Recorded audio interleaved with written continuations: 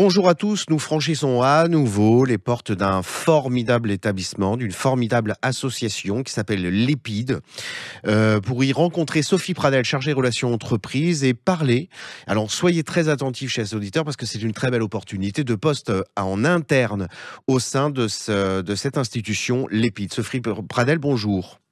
Oui, bonjour, Alors, quels monsieur sont les Lamel. postes sur lesquels vous recrutez, vous, EPID de Montry, dans le 77 en Ile-de-France, mais qui correspondent à des recrutements sur toute la France, d'une manière générale, hein? Tout à fait. Ce sont des postes qu'on a effectivement dans tous les centres EPID. Mmh. On a principalement, nous, trois recrutements aujourd'hui sur le centre.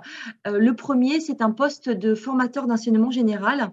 Donc, c'est une personne qui va être à proximité d'encadrement des jeunes et qui va en fait proposer une remise à niveau aux jeunes, à la fois en maths et en français. Donc, ce sont des postes qui nécessitent quand même une connaissance un petit peu du terrain et être habitué à encadrer et à animer de la formation auprès de nos jeunes. OK. Donc, Donc formateur en enseignement général. Deuxième voilà, poste. formateur. Deuxième poste, ce sont des postes du coup d'encadrement. Donc, on a deux postes qui sont le poste de moniteur éducateur. Donc, c'est une personne qui va être en 3-8 puisque nous sommes en encadrement 24 heures Hébergé. sur 24, voilà, Mmh. en hébergement, également maintenant de week-end, mais la personne ne sera pas amenée à travailler le week-end. Donc, c'est une personne qui va vraiment être là pour encadrer les jeunes, assurer la discipline, effectuer des roulages auprès des jeunes également pour les emmener sur différents endroits. Mmh. Et l'autre poste, c'est un poste de conseiller éducation citoyenneté. Et là, c'est une personne qui est également sur l'encadrement des jeunes, mais qui va avoir aussi un rôle où cette personne va animer des ateliers. Et ils seront sur des horaires journée. Quel Donc, type d'atelier, par exemple?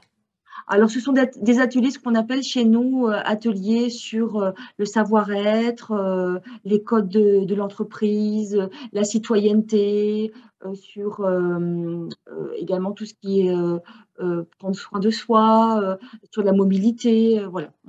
Alors, il faut rappeler que l'EPID accueille des jeunes, pas forcément diplômés, et la majeure partie du temps, pas diplômés du tout, et qui, vont, le temps de leur passage au sein de l'EPID, où ils sont hébergés, font beaucoup de sport, eh bien, construire un projet professionnel grâce à l'accompagnement, pardon, des encadrants que vous recrutez.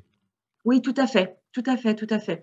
Donc on a à la fois un public très, très varié puisqu'on accueille à la fois un public FLE, donc français langue étrangère, qui ont un tout petit niveau de français et Mmh. on accueille maintenant des bacheliers.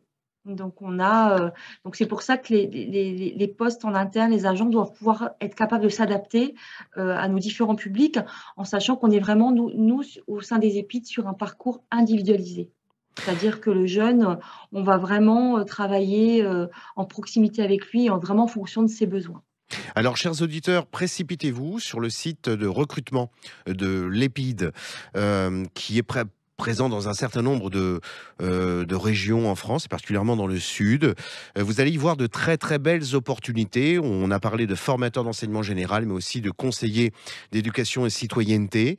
Sophie Pradel, je vous remercie beaucoup. On C'est refranchira moi qui vous remercie, monsieur immanquablement, Lavergne. et comme j'y invite également les auditeurs, les portes de votre établissement, l'EPID. Très bonne journée à vous. Merci, vous aussi. À Merci, au bientôt. revoir. Au revoir.